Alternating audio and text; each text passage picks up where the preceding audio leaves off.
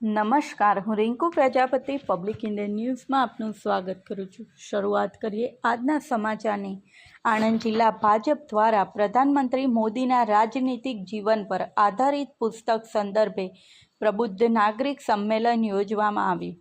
પ્રધાનમંત્રી નરેન્દ્ર મોદીના રાજનીતિક જીવન પર આધારિત પુસ્તક સંદર્ભે ગુજરાતના પૂર્વ નાયબ મુખ્યમંત્રી નીતિન પટેલની વિશેષ ઉપસ્થિતિમાં આણંદ ખાતે પ્રબુદ્ધ નાગરિક સંમેલન યોજવામાં આવ્યું હતું। ગુજરાતના પનોતા પુત્ર નરેન્દ્ર મોદી સતત ત્રીજી વખત દેશના વડાપ્રધાન બન્યા છે। એક સામાન્ય પરિવારના વ્યક્તિએ મેળવેલી આ સિદ્ધિ એ ભારતીય લોકશાહી ઇતિહાસની અસામાન્ય ઘટના છે। ત્યારે જાણીતા લેખક આર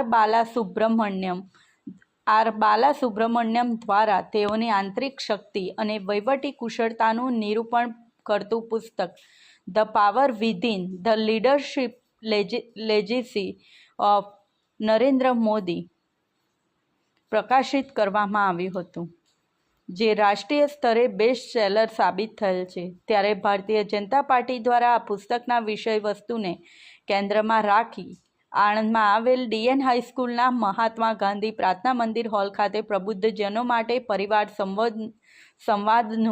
પરિસંવાદનું આયોજન કરવામાં આવ્યું હતું, જેમાં મુખ્ય વક્તા તરીકે પૂર્વ નાયબ મુખ્યમંત્રી નીતિન પટેલ ઉપસ્થિત રહ્યા હતા।